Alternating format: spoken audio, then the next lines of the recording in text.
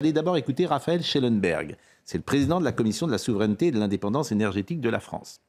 Il pose des questions à Nicolas Hulot, qui était à ce moment-là, Nicolas Hulot, ministre de l'écologie.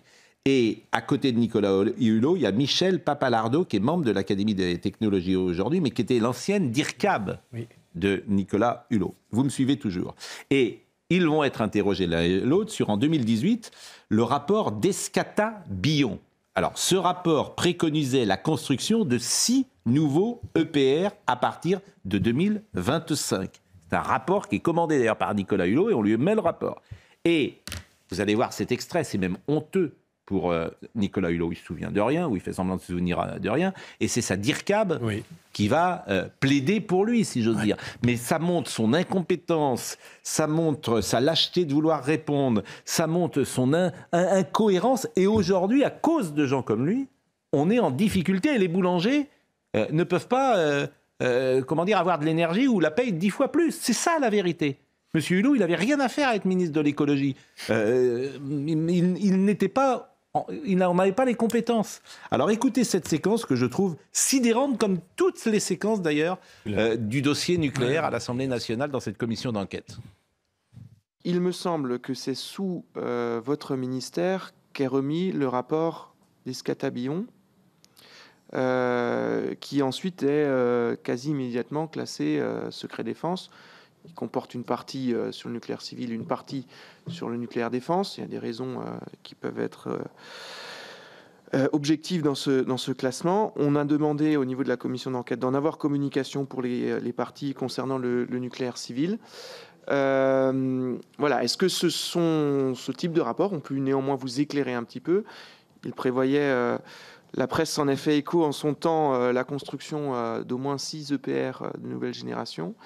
Est-ce que c'est un rapport qui vous est bien parvenu dans l'aide à la décision? Je pense que jamais n'a été acté, me semble-t-il, dans certaines sphères du pouvoir, la sortie du nucléaire ou le fait qu'on ne ferait pas de nouveaux EPR. Ça ne m'a jamais été dit. On m'a toujours dit on n'en fera pas tant qu'on n'est pas arrivé aux 50%. Je pense que, quelque part, cette programmation était déjà dans les tuyaux. C'est pour ça que ce rapport, moi, il ne m'est pas parvenu en l'état. Hein? Si.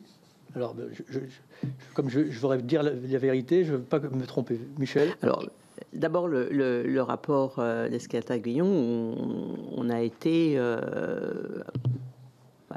on était là pour le lancement du rapport et on cherchait des réponses très précises, des questions très précises avec ce rapprochement civil-militaire qui était plutôt intéressant, qu'on ne fait pas habituellement.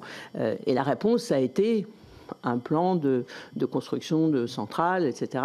N'était pas exactement les questions qu'on leur posait. Je suis surpris. Vous nous dites, donc on a commandé un rapport sur la filière. La réponse du rapport, c'est de dire pour préserver la filière, il faut construire. Et on dit que ce n'est pas les réponses qu'on attendait.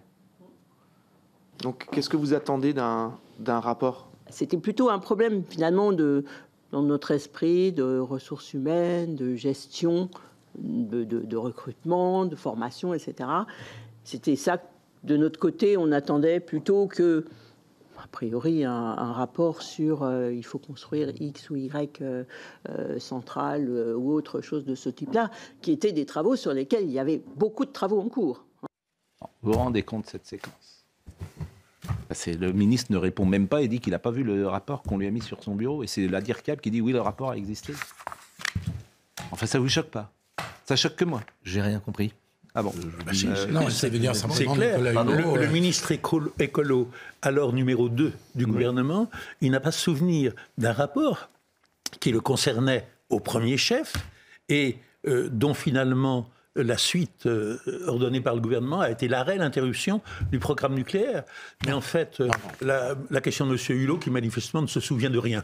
Ce qui est très possible d'ailleurs. Bon. Qui l'avait nommé? Amène à poser la seule question qui vaille. Comment et pourquoi a-t-on pu nommer un type incompétent à ce poste-là? Comment? Je ne sais pas. Pourquoi? Parce qu'il apportait des voix pour faire plaisir aux écolos et donc 10 ans de retard dans le programme nucléaire. Et le député s'appelle Raphaël Schellenberger, exactement, qui est donc le président de cette commission. Bon, on en a parlé hier, on ne va pas faire une polémique, d'autant que moi j'ai envie de parler d'un peu de Michel